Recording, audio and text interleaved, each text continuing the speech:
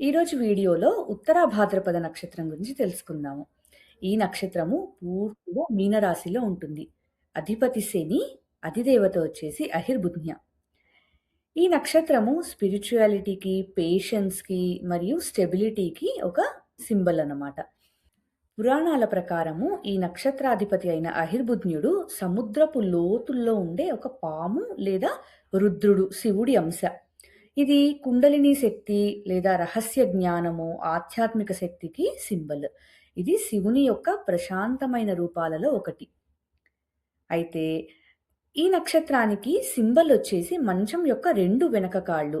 ఇదేం సూచిస్తుందంటే విశ్రాంతి, స్వప్నలోకము, మెడిటేషన్ ఇవన్నీ సూచిస్తుందనమాట. ఇంకా స్వభావాన్ని విషయానికొస్తే ఈ నక్షత్రంలో ఉన్న వాళ్ళకి కొంచెం స్టెబిలిటీ అనేది ఎక్కువగా ఉంటుంది. వీళ్ళు చాలా ప్రశాంతంగా, స్థిరంగా ఉంటారనమాట. ఊరికే అన్నిటికి రియాక్ట్ అయిపోకుండా ప్రశాంతత అనేది మనం గమనించొచ్చు. ఇంకా పేషెన్స్, కష్టాలలో గూడా చాలా పేషెన్సీతో వ్యవహరిస్తారు. ఎలా ఎదుర్కోవాలి కష్టాలని అనేది వీరి నుంచి తెలుసుకోవచ్చు. సహనం అనేది చాలా ఎక్కువ. ఇంకా తెలివితేటలు.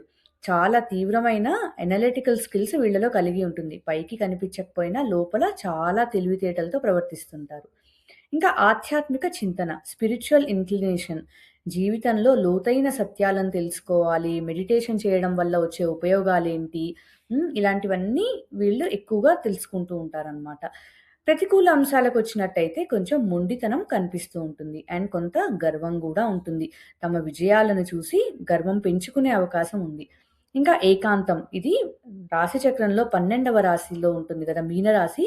దానివల్ల కొంత ఏకాంతాన్ని వీళ్ళు ఆహ్, ఏకాంతాన్ని కావాలనుకుంటారు. త్వరగా ఎవరితో కలవడానికి ఇష్టపడరు. ఇంకా ఉత్తర భాద్రపద పాదాలు 1, 2, 3, 4 గమనించినట్టయితే మొదటి పాదము సింహ నవాంశలో వస్తుంది. దీనికి సూర్యుడు అధిపతి. శని రవుల కలయిక వల్ల వీళ్ళు కొంచెం పట్టుదలతో ఉంటారు. ఒక్కోసారి చిన్న విషయాలకు నొచ్చుకుంటారు. వీళ్ళదే పై చేయి ఉండాలని అనుకుంటారు. ఇంకా రెండవ పాదం వచ్చేసి కన్యా నవాంశ. కన్యాకి బుధుడు అధిపతి. శని బుధుల కలయిక వల్ల వీళ్ళకి ఎనలిటికల్ స్కిల్స్ అనేవి చాలా ఎక్కువగా ఉంటాయి. మూడవ పాదము తులా నవాంశ. శుక్రుడు అధిపతి. ఇది విలాసవంతమైన జీవితము. శని శుక్రుల కలయిక వల్ల వీళ్ళకి ఒక పట్టాన ఏది నచ్చదనమాట. ఒకవేళ నచ్చినా గానీ ఒక టైప్ ఆఫ్ అసంతృప్తి, డిస్సాటిస్ఫాక్షన్ ఉంటూ ఉంటుంది వీళ్ళకి.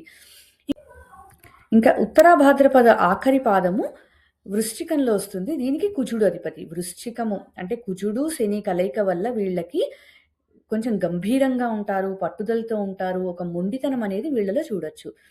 అదండి ఉత్తర భాద్రపద నక్షత్రం గురించి. వచ్చే వీడియోలో రేవతి నక్షత్రం గురించి తెలుసుకుందాము. ఇంతవరకు చూసినందుకు ధన్యవాదాలు. నమస్కారం.